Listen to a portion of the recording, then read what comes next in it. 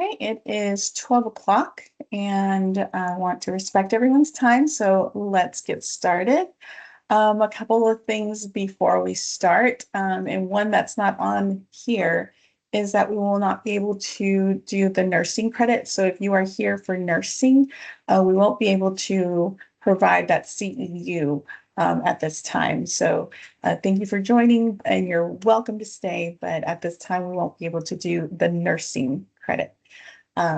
But if you're here for social work CEUs, we will be able to present those. You must attend the entirety of the webinar to receive credit. And so then 24 hours after the ending of this webinar, so tomorrow, you'll receive an email with that information on how to obtain those CEUs. Some people do not get this email. If you did not attend the whole webinar, you won't get this email. Or if there was a typo in your registration or you joined from a friend's link and you weren't able to register, you won't get this link either. So please, please, please reach out to me if that is the case, or if you don't get an email tomorrow. I can either look up the timing of your registration or, if there was a typo or something, then I can certainly send that link to you.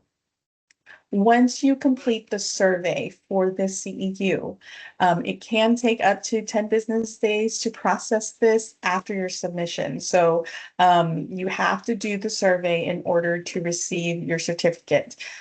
So please, again, reach out to me if you have any questions. I know I'm still getting a couple of questions from last month, and that's okay. So just please, if you don't hear from me or if you have a question, reach out to me. And I'll have my information at the end, and you should have received it with the invitation to join today.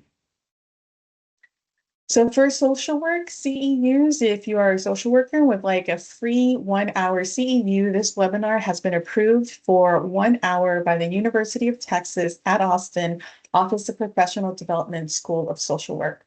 The views and opinions expressed during this presentation do not necessarily reflect those of the School of Social Work or the University of Texas, nor does the mention of trade names, commercial practices, or organizations imply endorsement by the school or university. And as we're getting more people, I just want to remind everyone that you will get an email 24 hours after the completion of this webinar to receive your CEU link, and you must complete the survey in order to get the CEU. So for today's presenters, we have two presenters. We have Dr. Carlos Bacino of Baylor College of Medicine and Laura Buckner, who is with UT Austin. And I want to do a quick introduction of Dr. Bacino, and Laura likes to introduce herself, so I'll let her do that when it's her turn to present. So Dr. Carlos Bacino is dedicated to clinical as well as research activities in the Department of Molecular and Human Genetics at Baylor College of Medicine. In the clinical area, he is involved in the diagnosis and management of patients with birth defects and a variety of genetic disorders, and participates in the skeletal dysplasia clinic. In the research arena, Dr. Bacino is the director of the Angelman Syndrome Clinic and the medical director of Baylor Genetics Cytogenics Laboratory, and has a particular interest in structural chromosome abnormalities and genomic disorders. In addition, he has special interest in two conditions in which he is involved in clinical research. The first one being achondroplasia, which is the most common form of dwarfism, and of course, the Angelman syndrome and disorders of imprinting. He has participated in multiple clinical trials in Angelman syndrome for the last 20 years. In collaboration with Hoffman LaRoche and Ionis Pharmaceutical, Dr. Bacino has been involved in two cutting-edge clinical trial studies using antisense oligonucleotides, if I'm saying that right, that aim to improve the lives and medical problems associated with Angelman syndrome. He is the PI in conjunction with Brendan Lee for one of the sites of the Undiagnosed Disease Network, and the network brings families across the U.S. with ultra-rare diseases and is supported by the National Institute of Health, and seeks to provide answers to patients and families affected with these mysterious conditions. So at this time, I'm going to pass along the presentation to Dr. Bacino, and just whenever you're ready. Thank you. Thank you, Gladys, for the kind introduction. Should I share my presentation? Is that okay? I guess I assume it is. So let me do that. It will take me just a couple of minutes.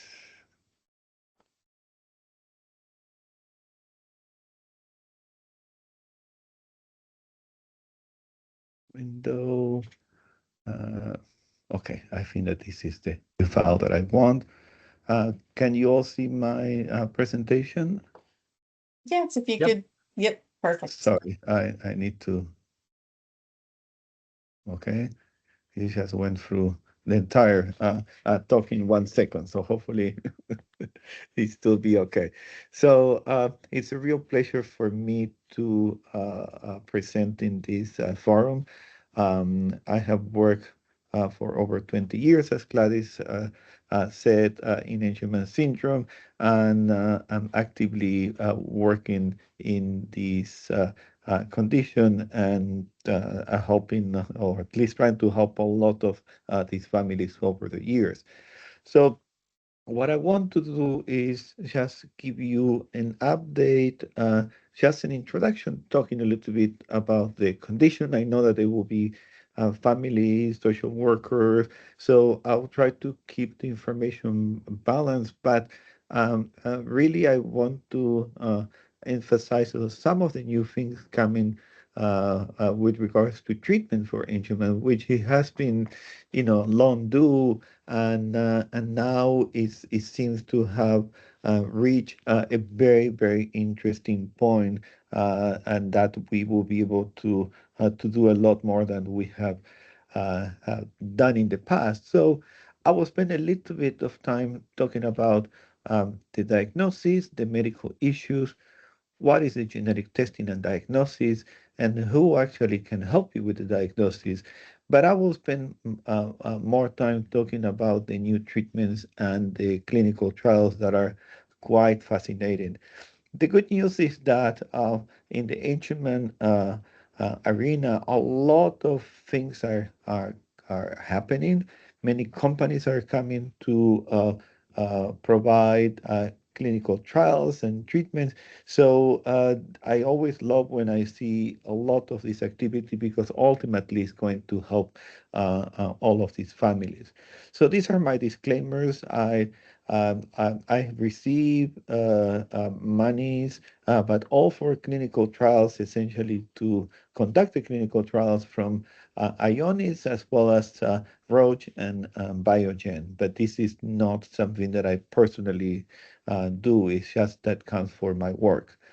Um, Many of you may know that Angelman is the name of this condition that comes after Dr. Harry Angelman, a British the neurologist that has described this condition back in 65. Essentially, this is a condition associated with uh, developmental delays and neurodevelopmental problems.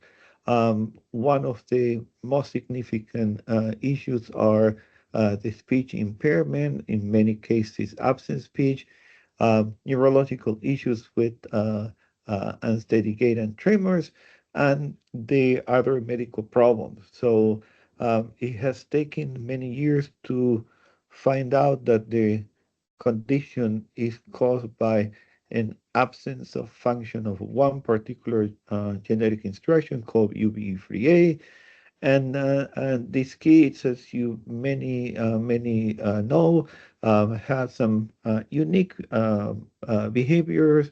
Their happy personality and frequently laughing, smiling. They're also quite hyperexcitable, and some of the medical problems include from a lot of feeding difficulties and GI abnormalities, stomach, intestine, with uh, problems early on in feeding that may even need like some more extreme feeding techniques, or things like constipations that are quite common throughout their life. Small heads and seizures are very common. Most of the time, they're easy to manage, but there are exceptions to the rule.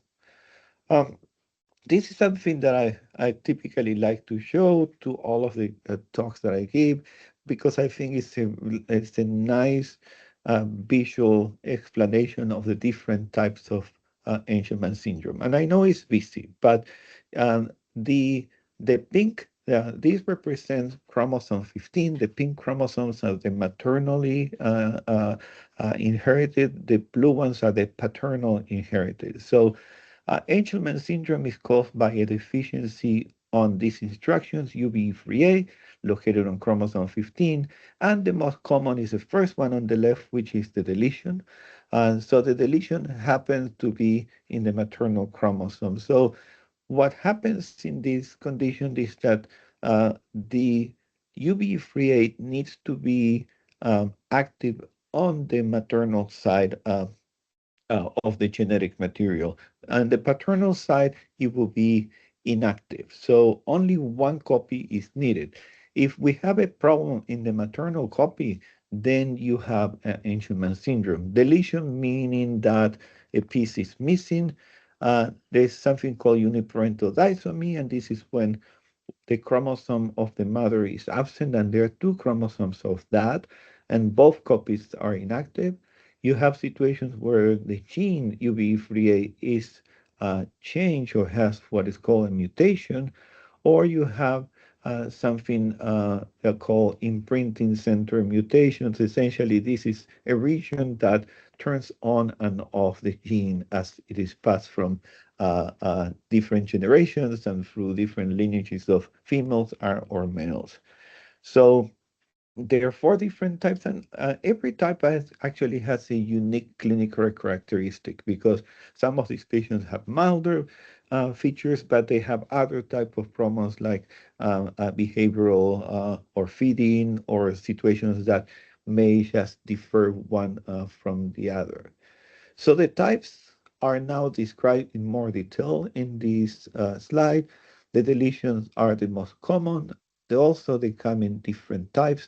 There are some deletions that are larger than others. The most common is called the class 2. Uh, uh, well, the larger one is the class 1, and they're about 50 or 50 to 50% each.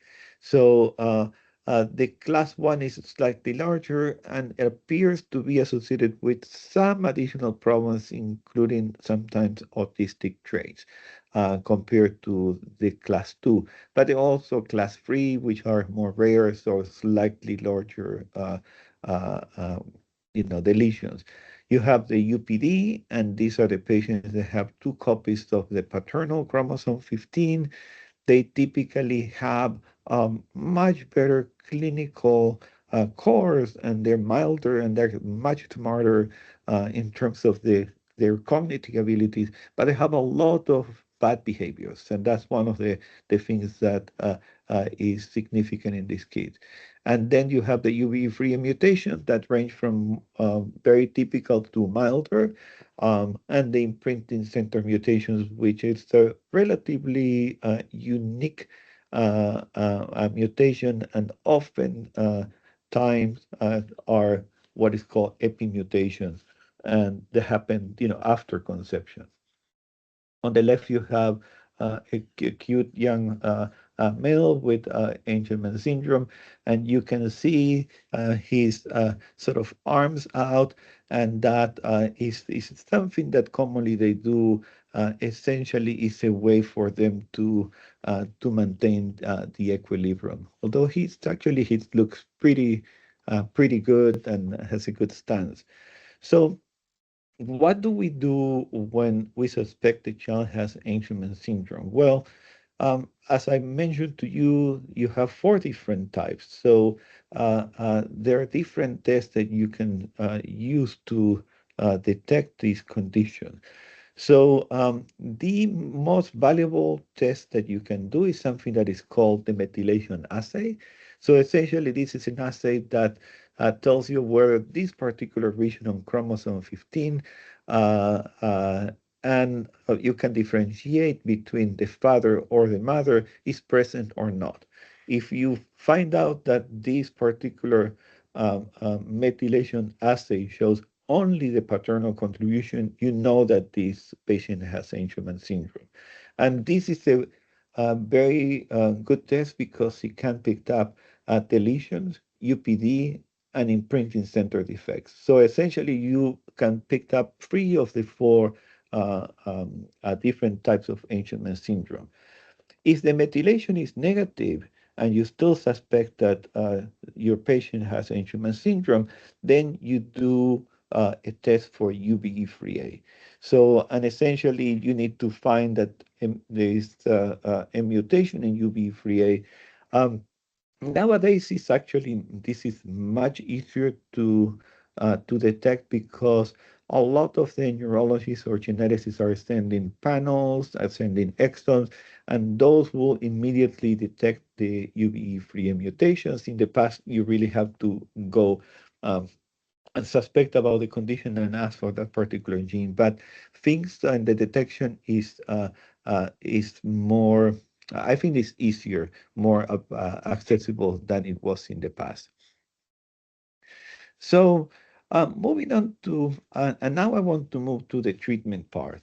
So there have been a lot of treatments or clinical trial treatment that have been, um, you know, happening in the field for at least a good 15, 17 years.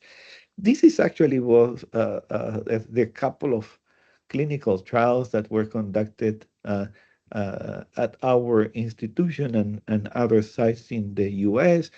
These came out from an idea that my former boss, Dr. Baudet, has had with regards to ways to treat these children. Dr. Baudet is the one who described the UBE3A as causing Angelman syndrome, and his long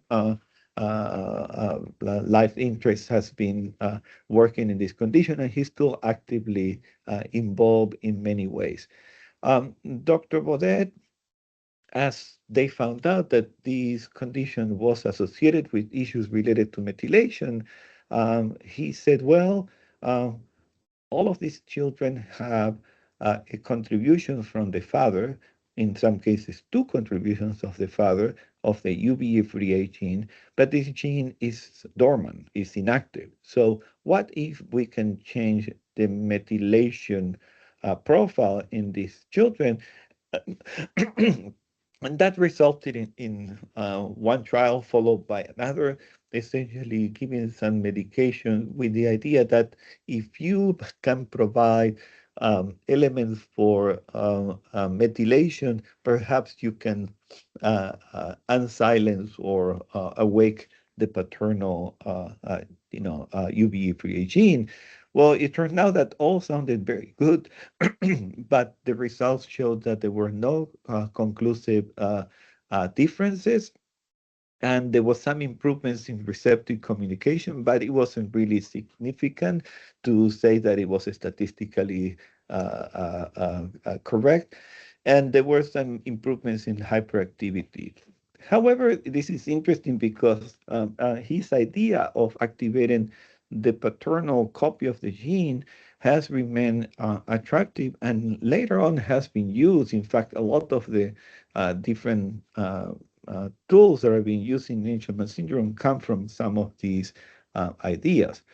So other trials came and went, and that including use of levodopa in Angelman. Then there was another trial using minocycline, which is antibiotic that was used in Fragile X and other conditions. These didn't seem to work. There was also furthermore a trial with a drug called Ovid that many patients thing that have done significant improvements, but the trial was closed because it was not shown to be um, also as beneficial. So later on, many people started getting very excited about this drug called topotecan. Topotecan is a drug that has been used in cancer treatment. And essentially, what it does, it causes some changes in replication of the DNA and then does or produces a replication arrest and produces double stranded breaks or strand breaks in DNA. And that apparently was having an effect in and silencing the dormant UBE3A allele or the UBE3A gene, and this was done in animal models.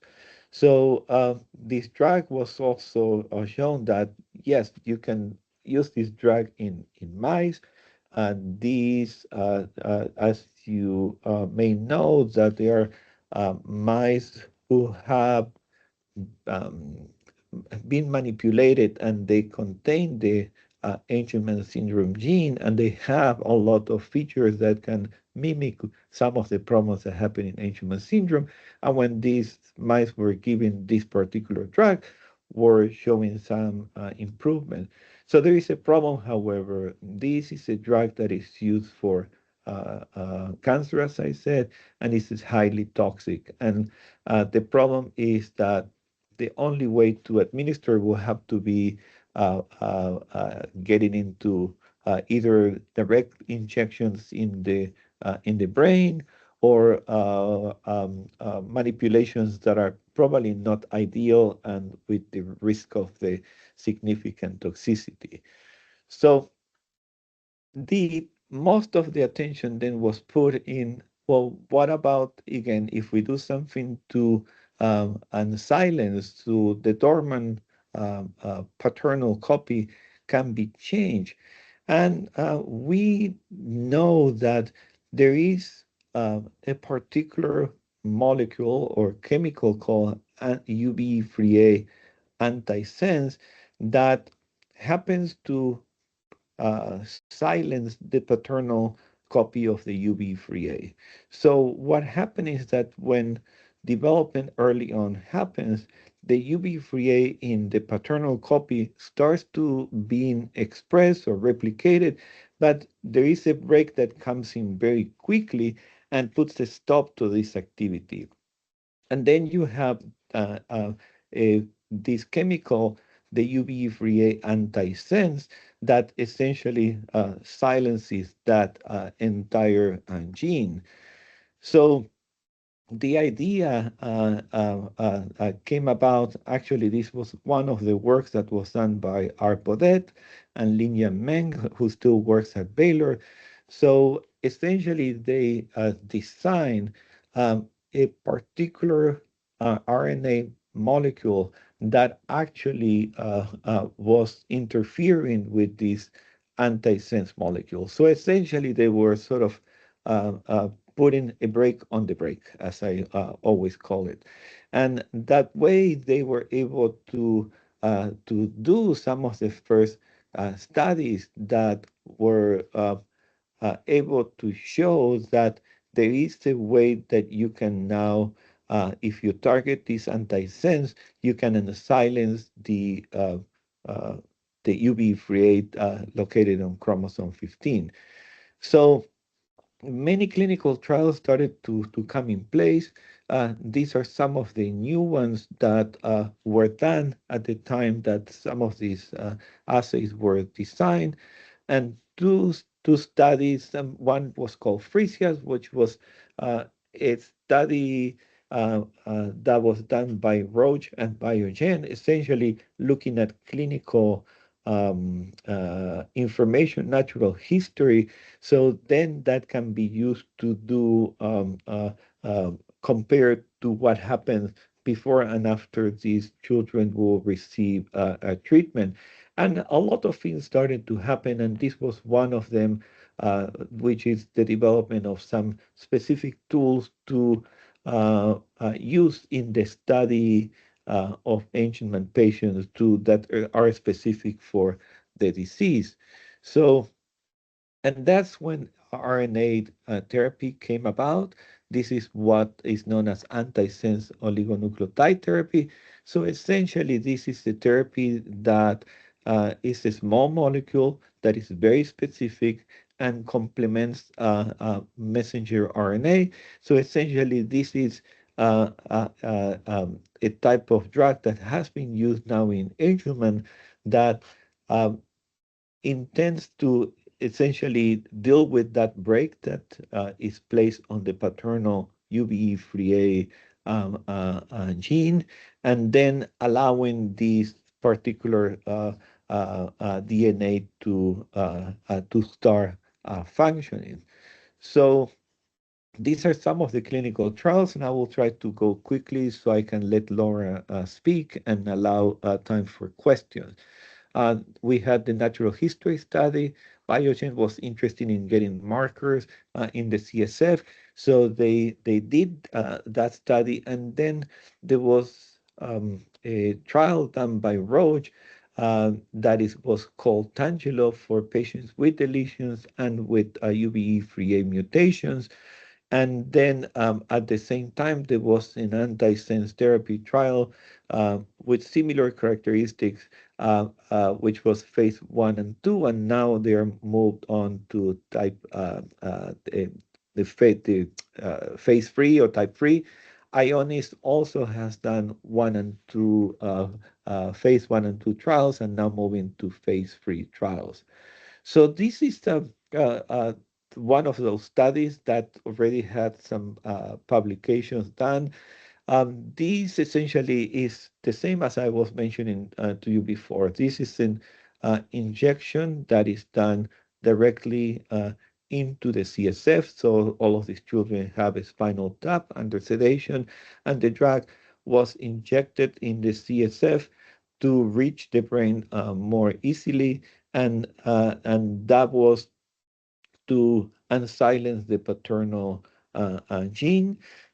This study shows some good responses, and the drug is called rugonersen. Um, uh, and it showed some improvements in Bayley's, which is a developmental scale, and also an EEG. Unfortunately, this trial was suspended. It's unclear why, because initially they said that the results were not as as good as they would have expected. But now this drug is being repurposed by another company called Oak Hill Biolaboratories. So I'm still a little bit puzzled. I think that this drug has shown some nice changes in some of our patients. Then it came the phase 1 and 2A Ionis. This was a study with a drug called Ion 582. Uh, they did several doses, 20, 40, and 80 milligrams, typically every 3 months. And the drug was found to be safe. And there were interesting changes in cognition, communication, and motor function in these kids. These patients are still going through a long-term extension. And this was called the HALO study. And now we are dealing with the long-term extension.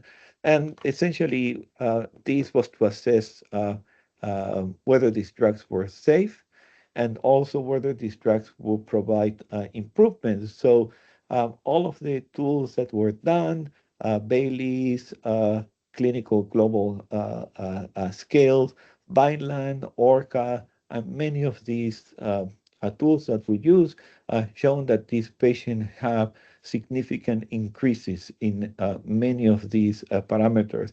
And one interesting thing was that there was a reduction of seizures and an improvement in something that is called the delta wave activity.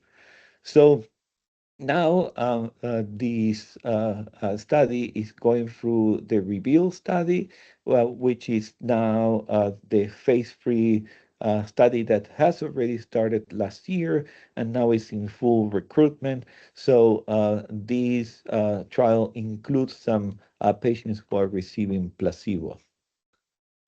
Um, these also is another drug, the GTX 102.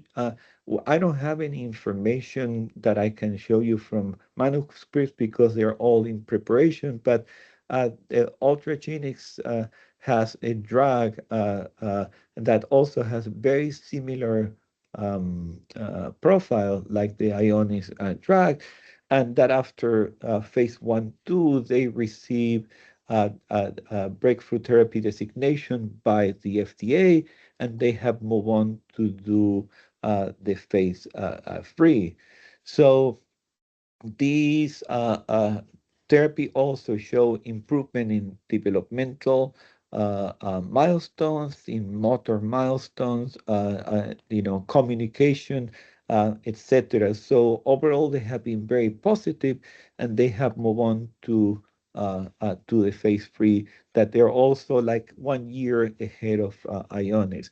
Lastly, I wanted to mention there is a new clinical trial that has been pretty much conceived by FAST, which is one of the large organizations for Angelman syndrome. And this company now is starting a trial with a gene therapy. Essentially, this is a viral vector that contains the UBE3A gene, a functioning UBE3A gene, and this is being used for patients that have deletions, UPD, or imprinting center disorders. So this consistent an injection into the cisterna magna. So basically, it's one of the cavities that are inside the brain near the cerebellum, and this is done by sedation, and this is a low dose gene therapy that goes directly into the brain. I know that there are probably a very handful couple of patients that have been dosed. We don't have information about those patients. I hope that we will know something soon. And so the ideas are essentially now many companies are working on different things. The oligonucleotides are the antisense, are great therapies, but have to be given 3 months or every 3 months intrathecally inside the spinal canal. I will say that this is more like maybe a bridge therapy, but ultimately the gene replacement therapy sounds like probably the most interesting. We have now the MVX 220, and also there are other companies that are working on CRISPR gene constructs. So basically, what the antisense is doing, disabling the antisense that is silencing the gene. The idea is that you have a gene that is constantly sending information to unsilence the paternal gene. So it's a very interesting idea, and I know that a lot will happen in the next few years. So my thanks to the Texas Health and Human Services Department and the UT Austin Texas Center for Disability, and to Gladys Pryor for putting this together. So, I will stop here and I will let Laura continue. Thank you very much for your attention. Hi, y'all. So we're going to switch PowerPoints in a minute. Let me know when it's ready, Chris. My name is Laura Buckner. I work for the Texas Center for Disability Studies in Austin at UT Austin. I always like to say I was remote before remote was a thing because I don't live anywhere near Austin. I live in East Texas, but have worked for UT for 20 years. I'm a licensed professional counselor. I'm a former special educator, but I think my most important degree is my MOM degree. I am the parent of a 36-year-old young man with a rare genetic disease. It's not Angelman, but it's a rare disease, diagnosed when he was 3 months old. And back then, 36 years ago, they didn't have a gene marker. So we went years before we knew that we didn't carry the gene. It just happened. They call it a sporadic mutation. I call it a fluke. But he's taught me way more than any program or training could. Chris, is it ready to share? I don't see the share option. Oh, I do see it. Okay. Getting there. Carlos is still sharing. Okay, let me find it now.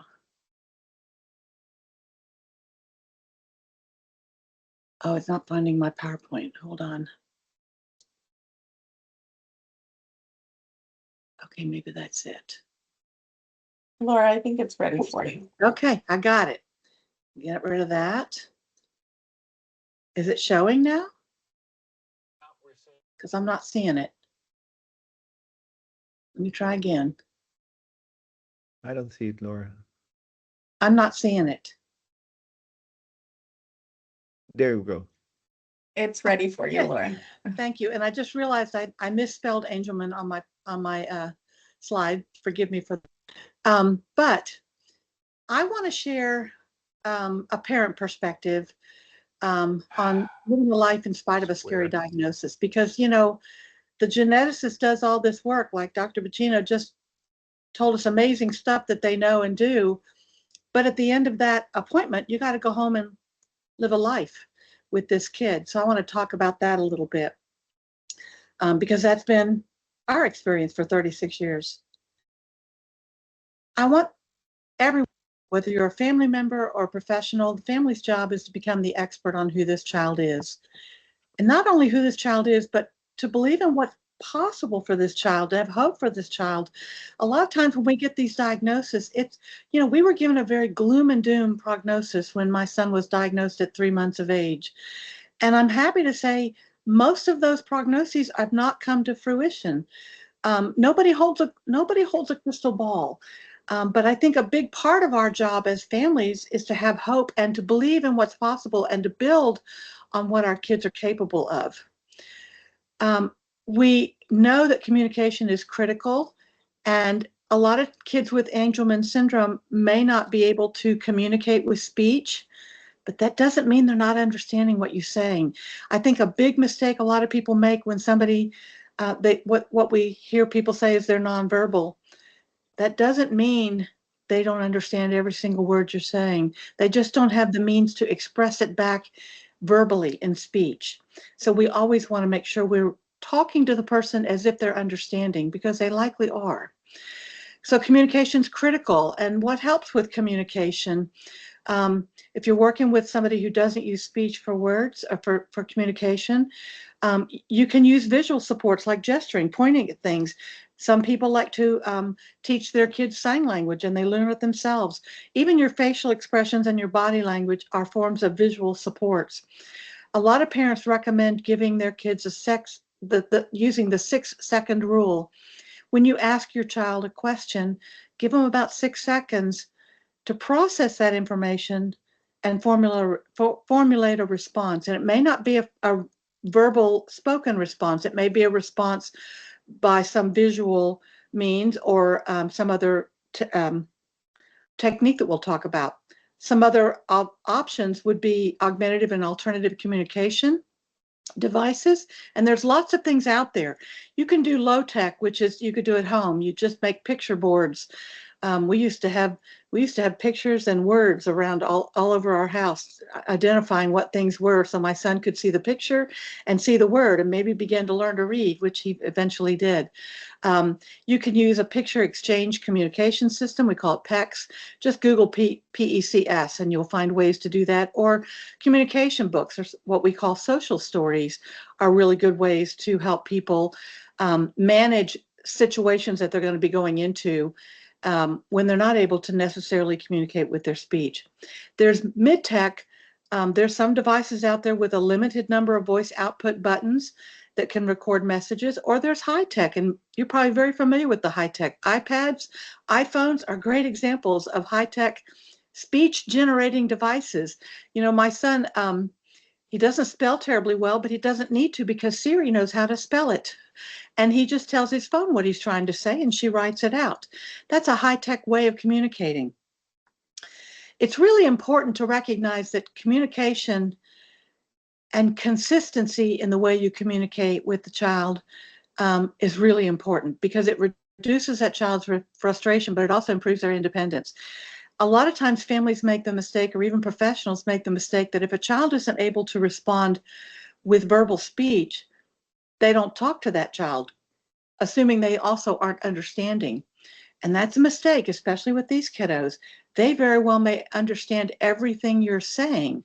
And so you communicate with them just as if they're understanding every word you're saying, even if they can't give you a verbal response to prove to you their understanding.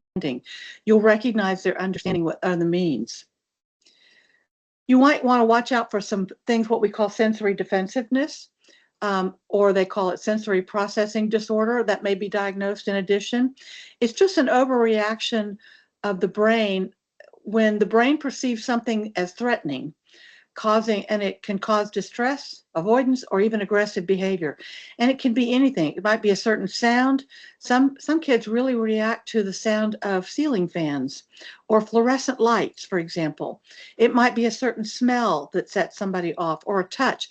I used to tell my son's teachers, please don't touch my son gently. He will react.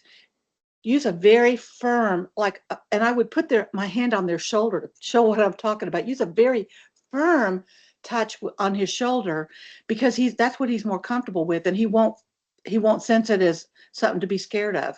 It might be a taste, it might be a sight, something that you see. For example, fluorescent lights, again, can be an example. So what would you see if somebody's experiencing sensory defensiveness? They're going to attempt to minimize whatever sensations they're feeling by withdrawing, and lots of ways to do that. They can cover their ears, they might close their eyes, they might push you away, or they might even be aggressive in their response to you getting you away. It might be crying or running away from whatever that is triggering this sensory defensiveness. It can be certain types of clothing. Tags in the back. A lot of families cut tags out of the backs of all their children's clothing because that tag is very, very irritating to them, or certain fabrics just are intolerable for some kids. An overreaction to touch, like I talked about with my son. We don't do gentle touches. We do strong, hard, really strong, firm touches. And that might even be sensory seeking, like constantly moving, spinning, chewing on things, giving strong hugs. All those are things that we would see people do if they're experiencing some sensory processing issues. And what helps with that? Well, first of all, see if you can identify the trigger. If you can identify it's the tag in the back of his shirt, you can cut all the tags out. And it might require you paying attention for some time to figure out what is the trigger. It took us a while to figure out he didn't like those soft touches. He really wanted a firm touch, because it's not a touch you would use with a small child, but that's what he was more comfortable with. You can create quiet spaces so the noise is cut down. Using tools, a lot of kids like to use headphones to cut out some of the noise that they find overwhelming. Weighted blankets or vests are calming, or even fidget toys, and we've all heard about those. And you want to teach skills. Teach the children how to build their communication and emotional regulation skills. How do they manage when there's something that triggers a sensory defensiveness response? What can they do to keep from running away, for example, or to keep from hitting somebody, for example? Build some communication and teach them how to regulate their own emotions around this. And bottom line, don't try to stop or eliminate the behavior. It comes from a place that they can't help. It's in the brain. Instead, teach them coping strategies. I think it's really important to know the essential function, and this is a picture of mountains, but it says the essential function of challenging behavior is to communicate to adults that a kid does not possess the skills to handle certain demands in certain situations. That's all it is. So we know behavior is communication. And in spite of, we know kids with Angelman syndrome often have a very happy demeanor. They look like they're happy all the time. But that doesn't mean that they don't still experience pain, anxiety, stress, just like anybody else. So we want to pay attention to the behavior, because behavior is communication.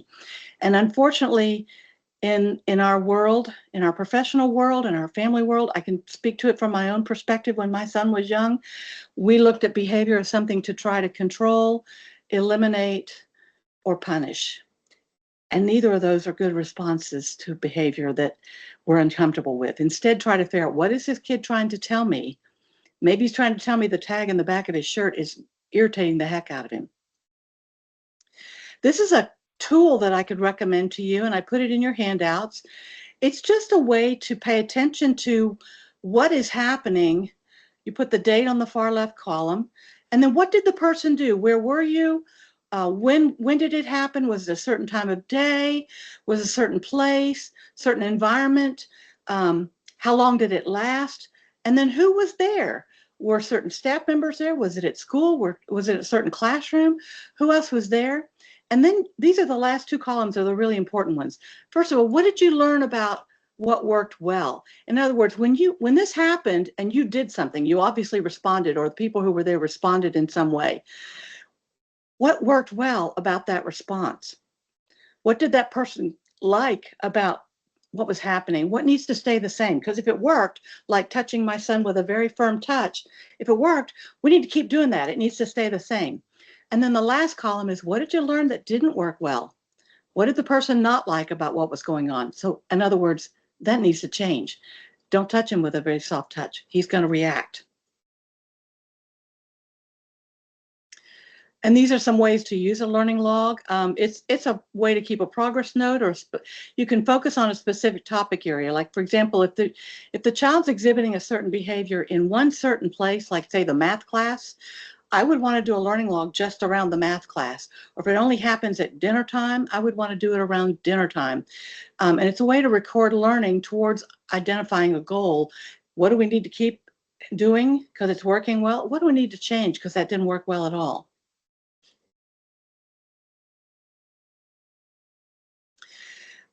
The pediatric neurologist who diagnosed our son at 3 months of age met us in a hospital at 10 o'clock at night after he'd been diagnosed, and said, he told us a lot about what this disease was going to be for us and what it was going to mean. And it was a lot of scary stuff. But he also said, and it was life-changing words for me, I've never forgotten them. He said, this child will be as disabled as you choose to see him.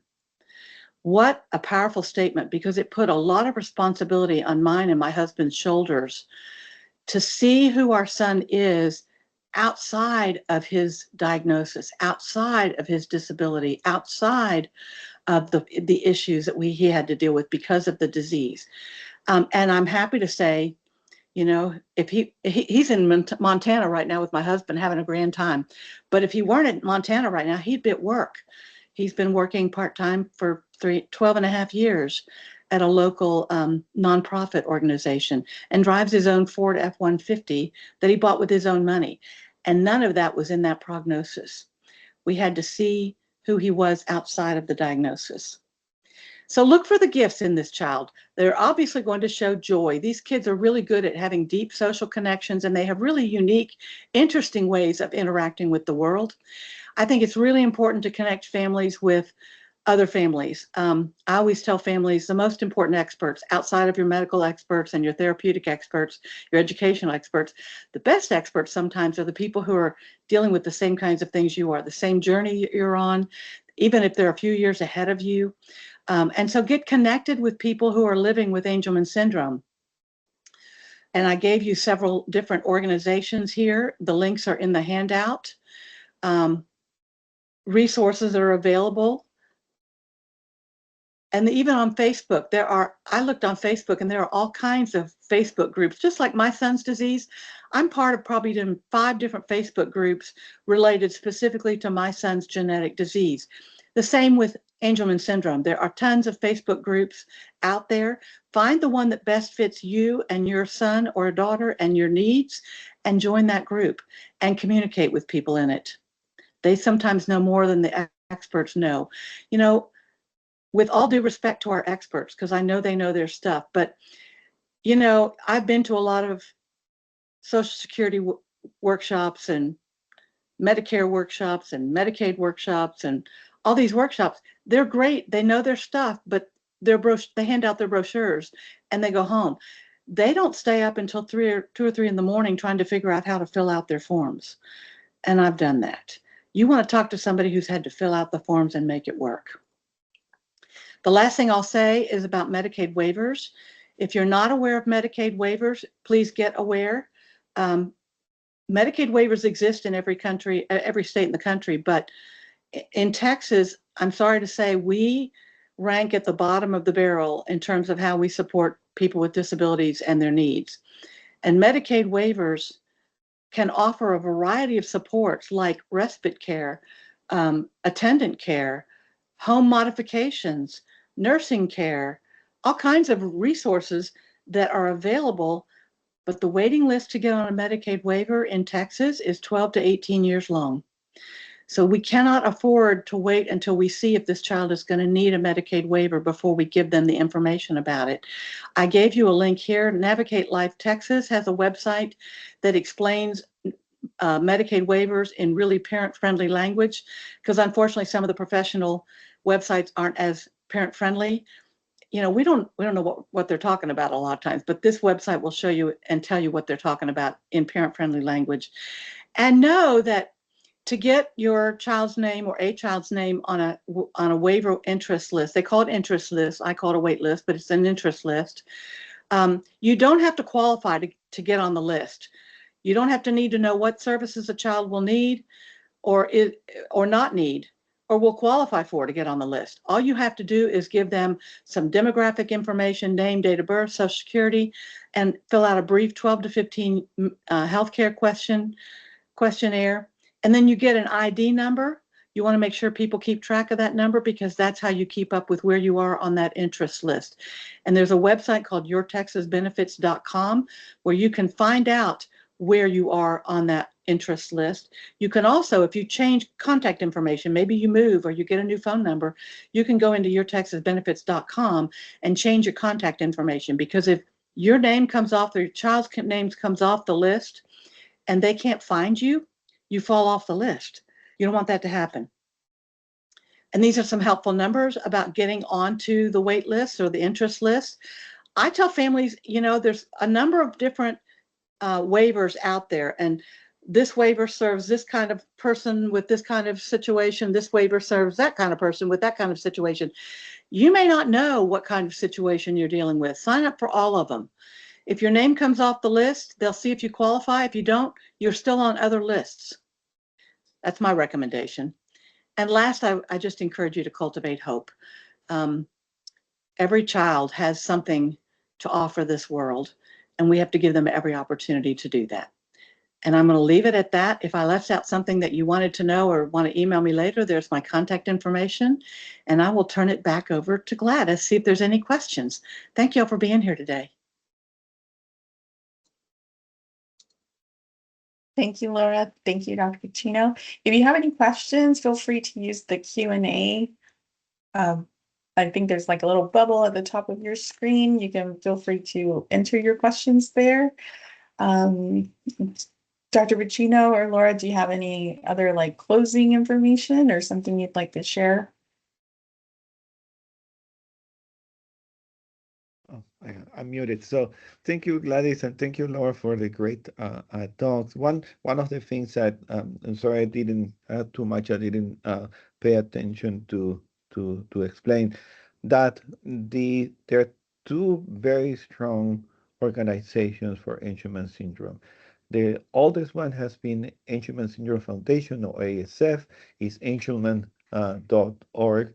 They are fantastic, and they help families in every possible way or form, not just in education, but with grants, with information. They have an incredible network that has been put together for decades. In fact, they have fostered all of the creations of clinics across the US and even international. I mean, they're amazing. And then you have FAST, the Foundation for Therapeutics, Angelman Syndrome Therapeutics. They're also incredible.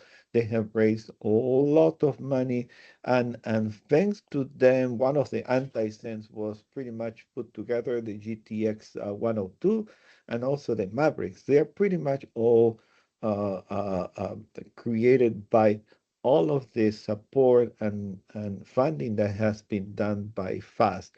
So if you need information, look at them, sign up for the information on their website, and they're amazing organizations that have really moved the field forward significantly.